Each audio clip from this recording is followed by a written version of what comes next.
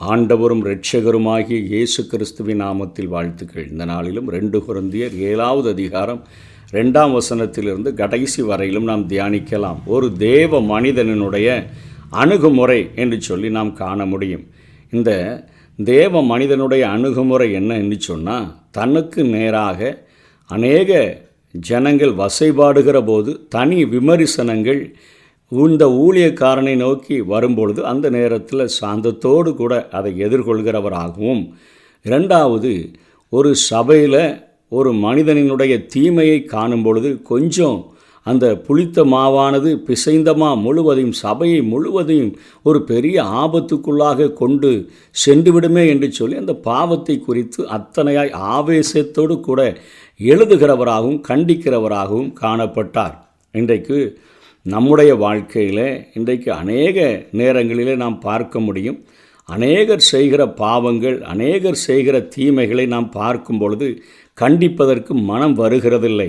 ஏனென்று சொன்னால், நமக்கு எதற்கு இந்த வம்பு, ஏன் இதை செய்ய வேண்டும் என்று சொல்லி அதை விட்டு விடுகிறவர்களாகவும், நம்மை தனிப்பட்ட முறையில் அவர்கள் விமர்சிக்கும் போது, நம்மை தாக்கும் பொழுது நாம் அதற்கு எதிர்த்தாக்குதல்களை உடனே நடத்துகிறவர்களாக காணப்படுகிறோம். ஒரு தேவ மனிதனின், உண்மையான தேவ மனிதனுடைய அணுகுமுறையானது இதிலே சற்று வேறுபட்டு இருக்கிறதை பவுலுடைய வாழ்க்கையிலே காண முடியும். இயேசு கிறிஸ்துவினுடைய வாழ்க்கையிலே அவரை குறித்து, அவருடைய பிறப்பை குறித்து அத்தனையாய் பேசி இழிவுபடுத்தினார்கள். அவரை ஒரு போஜன பிரியன், மதுபான பிரியன் என்று சொல்லியெல்லாம் அசிங்கப்படுத்தினார்கள். பிசாசுகளின் தலைவன் பெயல் செபுலினாலே இவன் பிசாசுகளை துரத்துகிறான் என்று சொல்லி அத்தனையாக வசைபாடின போதிலும் அதனை பொறுத்து கொண்டு அதற்கு பதில் சொன்ன இயேசு கிறிஸ்து அங்கே ஆலயத்தில், ஜெப வீட்டில் அவர்கள் மாய்மாலமாக கடைகளை போட்டுக்கொண்டு பலி செலுத்த வருகிற பொருட்களை விற்கிறவர்களாக அவர்கள் மாறியிருந்த பொழுது சவுக்கை உண்டு பண்ணி ஆண்டவர் அத்தனை ஆவேசத்துடன் நடந்ததை பார்த்தோம். அதே போல அவருடைய ஊழியத்தில் அநேக மாய்மாலங்களை காணும் பொழுது ஆவேசத்துடன் தன்னுடைய வார்த்தைகளை ஆண்டவர் வெளிப்படுத்தினதை பார்த்தோம். அவருடைய தனிப்பட்ட தாக்குதல்கள், தனிப்பட்ட விமர்சனங்கள் அவரை நோக்கி வருகிற பொழுது, கல்வாரி சிலுவையில் அவர் தொங்கும் போதும் கூட தனிப்பட்ட விமர்சனங்கள், நீ தேவனுடைய குமாரனே ஆனால் கீழே இறங்கி வா என்று சொன்ன போதிலும் அமைதியாக இருந்து, பிதாவே இவர்களுக்கு மன்னியும் என்று செய்த அந்த காரியத்தை உண்மையான தேவ மனிதர்களுடைய வாழ்க்கையிலே பார்க்க முடியும். பவுலை குறித்து அத்தனையாய் தனிப்பட்ட விமர்சனங்களை அவர் பொறுத்து கொண்டார். ஆனால் சபையில் பாவங்கள் பெருகின பொழுது அதை தன்னுடைய கடிதத்தின் மூலமாக அவர் எச்சரித்ததை நாம் பார்க்க முடியும். அந்த 1 கொரிந்தியரில் அவர் எழுதும் பொழுது முதல்ல பிரிவினைகளை குறித்து அவர்களை எச்சரிக்கிறதை நாம் பார்த்தோம். சிலர் பவுலை சேர்ந்தவர்கள், சிலர் அப்போலோவை சேர்ந்தவர்கள், சிலர் கேபாவை சேர்ந்தவர்கள், சிலர் வேறு எந்த ஊழியக்காரனும் எங்களுக்கு வேண்டாம், நாங்கள் கிறிஸ்துவை சேர்ந்தவர்கள் என்று சக மனிதர்களிடத்தில் அன்பில்லாமல் இருந்தவர்கள் எல்லாரையும் அவர் அங்கே எச்சரித்து எழுதினதை, நிருபங்களில் எழுதினதை நாம் பார்த்தோம். அதனைத் தொடர்ந்து அங்கே ஒரு தகப்பனுடைய மனைவியோடு கூட விபச்சாரம் செய்தவனை சபையிலிருந்து நீங்கள் விலக்கி வைக்க வேண்டும், அவனை சாத்தானுடைய கைகளிலே ஒப்பு கொடுக்க வேண்டும் என்று எச்சரித்து எழுதினார். அதனைத் தொடர்ந்து அங்கே விசுவாசிகளுக்குள்ளாக வழக்கு உண்டானால் அவர்களுடைய பிரச்சனைகளை தீர்ப்பதற்கு அவர்கள் நீதிமன்றங்களுக்கு சென்றபோது அதையும் அத்தனையாக கடிந்து கொண்டு, உங்களில் அற்பமாக எண்ணப்பட்டவர்களை வைத்து இந்த வழக்கை விசாரித்து கொள்ளுங்கள் என்று சொல்லி அத்தனை ஆவேசத்துடன் வார்த்தைகளை எழுதினதை பார்க்கிறோம். தன்னை நோக்கி வந்த தனிப்பட்ட விமர்சனங்களை பொறுமையுடன் அவர் ஏற்றுக்கொண்டார். ஆனால் தீமைகள் என்று சபைகளிலே காணப்படுகிற அந்த காரியங்களை எச்சரிக்கிறவராக அவர் காணப்பட்டார். 2 கொரிந்தியர் 7வது அதிகாரம் 2ஆம் வசனம் 3ஆம் வசனத்தில் அவர் சொல்லுகிறார், எங்களுக்கு இடம் கொடுங்கள், நாங்கள் ஒருவனுக்கும் அநியாயம் செய்யவில்லை, ஒருவனையும் கெடுக்கவில்லை, ஒருவனையும் வஞ்சிக்கவில்லை. அதாவது உங்கள் இருதயத்தில் எங்களுக்கு இடம் கொடுங்கள். உங்களை குற்றவாளிகளாக்கும் பொருட்டாக இப்படி நான் சொல்லுகிறதில்லை. முன்னே நான் சொல்லியபடி உங்களுடனே கூட சாகவும் கூட பிழைக்கவும் தக்கதாக எங்கள் இருதயங்களில் நீங்கள் இருக்கிறீர்களே. அவ்வளவு சாந்தமாக, நான் ஒரு தகப்பனைப் போல என்னுடைய இருதயத்தில் உங்களை நான் சுமக்கிறவனாக இருக்கிறேன், உங்கள் இருதயத்திலையும் அந்த அன்போடு கூட என்னை ஏற்றுக்கொள்ளுங்கள் என்று சொல்லி தன்னுடைய காரியங்களை குறித்து அத்தனை சாந்தமாக அவர்களோடு கூட பேசுகிறதை பார்க்கிறோம். அதனைத் தொடர்ந்து 8வது வசனத்தில் அவர் அதற்கு மாறாக அவர் அங்கே வார்த்தைகளை உதிர்த்துகிறார். ஆதலால் நான் நிருபத்திலே உங்களை துக்கப்படுத்தி இருந்தும் அந்த நிருபம் கொஞ்ச பொழுதாகிலும் உங்களை துக்கப்படுத்தினதென்று கண்டு நான் மனஸ்தாபப்பட்டிருந்தும் இப்பொழுது மனஸ்தாபப்படுகிறதில்லை. 12வது வசனத்தில் ஆதலால் நான் உங்களுக்கு அப்படி எழுதியிருந்தும் அநியாயம் செய்தவனின் நிமித்தமும் அல்ல, அநியாயம் செய்யப்பட்டவனின் நிமித்தமும் அல்ல, தேவனுக்கு முன்பாக உங்களை குறித்து எங்களுக்கு உண்டாயிருக்கிற ஜாக்கிரதை, அதாவது நாங்கள் கண்டும் காணாமல் போக முடியாதியா. ஊழியக்காரர்களாகி இருக்கிற நாங்கள் ஒரு தனி மனிதனினுடைய பாவத்தை எச்சரிக்கவில்லை என்று சொன்னால் கொஞ்சம் புளித்தமா அது பிசைந்தாம்மா முழுவதையும் அது புளிக்க பண்ணிவிடுமே, சபை முழுவதையும் கெடுத்து விடுமே. ஆகவே தேவனுக்கு முன்பாக உங்களை குறித்து எங்களுக்கு உண்டாயிருக்கிற ஜாக்கிரதை உங்களுக்கு வெளிப்படும் பொருட்டே அப்படி எழுதினேன். அத்தனையாக உங்களுடைய பரிசுத்தத்திற்காக அவ்வளவு கரிசனை உடையவராக நான் இருந்து எழுதினேன். அதனால தான் கடினமாக எழுதினேன். அதனால் உங்களுக்கு ஒருவேளை துக்கங்கள் உண்டாயிருக்கலாம் என்று சொல்லி பவுல் அப்போஸ்தலன் அந்த காரியங்களை தீர்த்து வந்ததினால இப்போ அவனுக்கு தெரிஞ்சு போச்சு. அவர்கள் உண்மையிலேயே பவுல் நம்மளை இப்படிலாம் எழுதிட்டாருன்னு சொல்லி துக்கப்படலை. ஏன்னா அவர்கள் எல்லாரும் தேவனுக்கேற்ற துக்கம் அடைந்திருக்கிறார்கள் என்று சொல்லி அவன் அதை கண்டு கொண்டதினால இந்த வார்த்தைகளை எழுதுகிறார். எப்படி என்றால், நாங்கள் மக்கதோனியா நாட்டிலே வந்தபோது எங்கள் சரீரத்துக்கு இளைப்பாறுதல் ஒன்றுமில்லாமல் எப்பக்கத்திலேயும் வெத்தரப்பட்டோம்.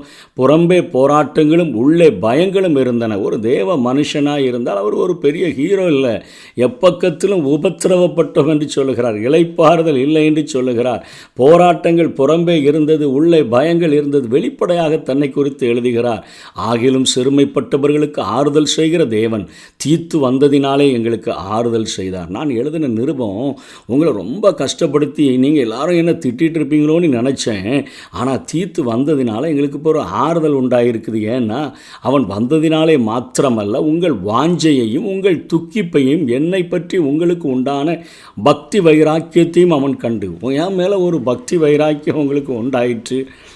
நீங்கள் ரொம்ப துக்கமாக நீங்கள் இருந்திருக்கிறீங்க. உங்களால் அடைந்த ஆறுதலை தெரியப்படுத்தினதுனாலும், அதாவது அவன் அந்த பக்தி வைராக்கியத்தையும் அதை பார்த்துட்டான். அதே போல் நீங்கள் அவனை ரொம்ப அன்பாக ஏற்றுக்கொண்டு அவனை நீங்கள் உபசரித்ததுனால அவன் ஆறுதல் அடைந்தேன் என்று சொன்னால் நானும் ஆறுதல் அடைந்து அதனால் சந்தோஷப்பட்டேன் என்று சொல்லுகிறதை பார்க்கிறோம். ஆதலால் நான் இப்போ நிருபத்தில் உங்களை துக்கப்படுத்தி இருந்தும் அந்த கொஞ்ச போதிலாகிலும் உங்களை துக்கப்படுத்தினதென்று கண்டு நான் மனஸ்தாபப்பட்டிருந்தும் இப்பொழுது மனஸ்தாபப்படுகிறதில்லை. ஏன் அப்படின்னு சொன்னால், இப்பொழுது சந்தோஷப்படுகிறேன். நீங்கள் துக்கப்பட்டதற்காக அல்ல, மனம் திரும்புதலுக்கு ஏதுவாக துக்கப்பட்டதற்காகவே சந்தோஷப்படுகிறேன். இன்றைக்கு தேவனுடைய வசனங்கள் நம்மை எச்சரிக்கும் பொழுது, தேவ மனிதர்கள் நம்மை எச்சரிக்கும் பொழுது, தேவனுக்கு முன்பாக நம்மிடத்தில் அவர்கள் ஜாக்கிரதையை காட்டும் பொழுது அது நமக்குள்ளாக ஒரு தேவனுக்கேற்ற துக்கம் உண்டாக்க வேண்டும். 9ஆம் வசனம் கடைசி வரியில், நீங்கள் எங்களால் நஷ்டப்படாதபடிக்கு தேவனுக்கேற்ற துக்கம் அடைந்தீர்களே. தேவனுக்கேற்ற துக்கம் என்றால் என்ன? அதாவது என்னுடைய வாழ்க்கையில் நான் தேவனை துக்கப்படுத்தும்படியாய் நடந்ததினால தேவன் துக்கப்படும் பொழுது, ஐயோ நான் தேவனை துக்கப்படுத்தி விட்டேனே இந்த பாவத்தினால் என்று சொல்லி நான் துக்கப்படுகிறதற்குத்தான் பேர் தேவனுக்கு ஏற்ற துக்கம். அதாவது நான் தேவனுடைய இருதயத்தை காயப்படுத்திட்டேனே, தேவனுடைய இருதயத்தை வேதனைப்படுத்திட்டேனே, எனக்குள்ளாக தங்கியிருக்கிற பரிசுத்த ஆவியானவரை நான் அத்தனையாய் நான் வேதனைப்படுத்திட்டேனே. அதாவது நீங்கள் மீட்கப்படும் நாளுக்கென்று முத்திரையாக பெற்ற பரிசுத்த ஆவியை துக்கப்படுத்தாதிருங்கள் என்று சொல்லியிருக்குதே. இந்த பாவத்தினால் துக்கப்படுத்திட்டேனே, இது பாவமாக இருந்திருக்குதே. இப்போ பவுல் அப்போஸ்தலன் வேற எனக்கு இதை எழுதியிருக்கிறாரே என்று சொல்லி அடைகின்ற துக்கத்துக்கு பேர் தான் தேவனுக்கேற்ற துக்கம். தேவனுக்கேற்ற துக்கம் பின்பு மனஸ்தாபப்படுகிறதற்கு இடமில்லாமல் ரட்சிப்புக்கு ஏதுவான மனம் திரும்புதலை உண்டாக்குகிறது. ஓ, இந்த துக்கம் என் தேவனை துக்கப்படுத்துகிறபடினால ஒருபோதிலும் நான் இனிமே என் தேவனை துக்கப்படுத்த மாட்டேன் என்று சொல்லி பாவம் செய்ததற்காக துக்கப்பட்டு வருந்தி மன்னிப்பு கேட்டு கேட்டுவிட்டு அதை திரும்ப செய்யாமல் இருக்கிறதைத்தான் ரட்சிப்புக்கு ஏதுவான மனம் திரும்புதலை உண்டாக்குகிறது என்று பவுல் எழுதுகிறார். லௌகீக துக்கமோ மரணத்தை உண்டாக்குகிறது. அதாவது உலக பிரகாரமான துக்கம், எனக்கு உலக பிரகாரமாக ஏற்பட்டிருக்கிற இழப்புகள், தோல்விகள், நான் எதிர்பார்த்ததை செய்ய முடியாத காரியங்கள், இவைகளின் நிமித்தமாக ஒரு தனிப்பட்ட முறையில் நான் அடைகின்ற துக்கத்திற்கு பேர் லௌகீக துக்கம். கவலைப்படுகிறதுனால ஒருவனும் தன்னுடைய சரீர அளவோடு கூட ஒரு முழத்தை கூட்ட முடியாது.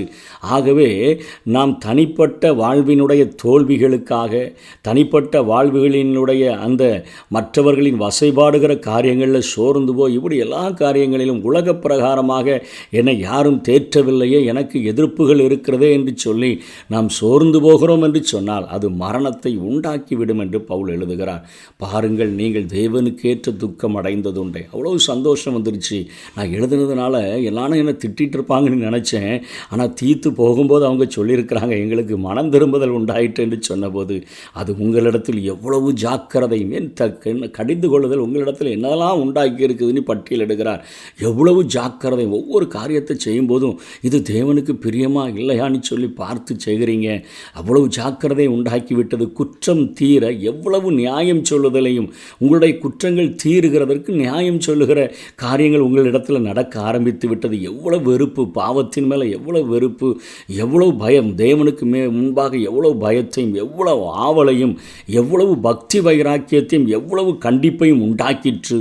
நான் கடிந்து பேசின வார்த்தைகள், ஆவேசமாக எழுதின நிருபத்தில் எழுதின வார்த்தைகள் உங்களுக்குள்ள இவ்வளவு மாற்றங்களை உண்டாக்கிவிட்டதே. இந்த காரியத்தில் நீங்கள் எல்லா விதத்திலும் உங்களை சுத்தவான்கள் என்று விளங்க பண்ணினீர்கள் என்று சொல்லி பவுல் எழுதுகிறார். ஆதலால் உங்களுக்கு அப்படி எழுதியிருந்தும் அநியாயம் செய்தவன் நிமித்தமும் அல்ல, அநியாயம் செய்யப்பட்டவனின் நிமித்தமும் அல்ல, தேவனுக்கு முன்பாக உங்களை குறித்து எங்களுக்கு உண்டாயிருக்கிற ஜாக்கிரதை உங்களுக்கு வெளிப்படும் பொருட்டே அப்படி எழுதினேன் என்று சொல்லிட்டு கடைசியாக விசுவாசிகள் ஒருவருக்கொரு எப்படி புதுப்பித்து கொள்ள முடியும் என்று சொல்லி 3 வசனங்களில் சொல்கிறார். அவர்களுக்குள்ளே எப்படி ஒரு புதுப்பித்தல் உண்டாகிறது. இது நிமித்தம் நீங்கள் ஆறுதல் அடைந்ததினாலே நாங்களும் ஆறுதல் அடைந்தோம். அதாவது ஒரு ஆத்துமா, ஆதாயனுடைய இருதயம் எப்பொழுது ஆறுதல் அடைகிறது?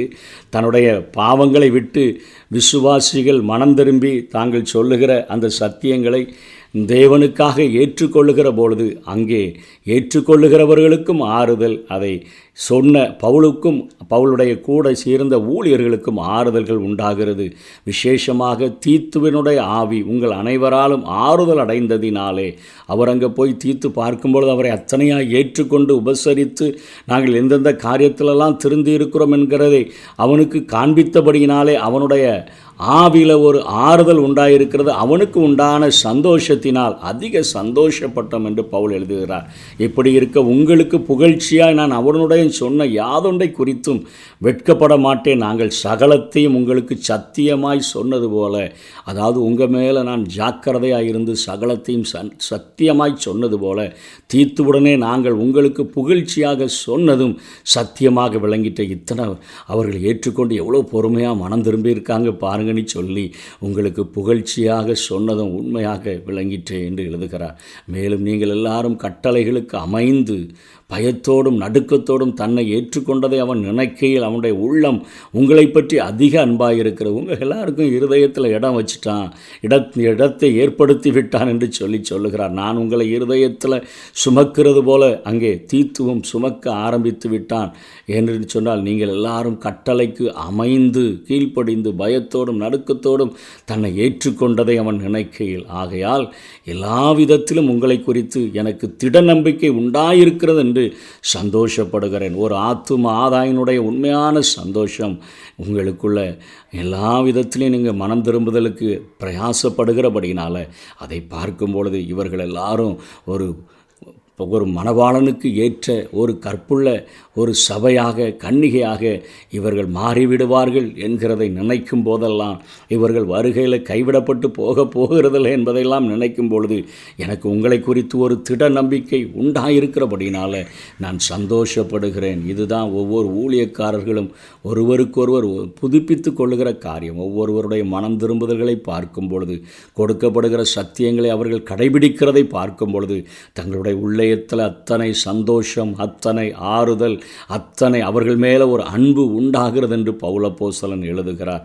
ஆகவே ஒரு உண்மையான தேவனுடைய அணுகுமுறை, தன்னுடைய தனிப்பட்ட விமர்சனங்கள் அவனை நோக்கி வரும்பொழுது பொறுமையுடன் காத்திருக்கவும், அதே போல தேவனுடைய ஜனங்கள் பாவங்களிலே தவறும் பொழுது கண்டிப்பாக சுட்டுவிரல் காட்டி அவர்களை வேத வசனத்தின் மூலமாக எச்சரிப்பதற்கும் தயங்கக்கூடாது என்பதை இயேசு கிறிஸ்துவினுடைய வாழ்விலும் பவுலுடைய வாழ்விலும் கற்றுக்கொண்டு அதை நம்முடைய வாழ்விலே செயல்படுத்துவோம். கர்த்தர் தாமே நம்மை ஆசீர்வதிப்பாராக. ஆமென்.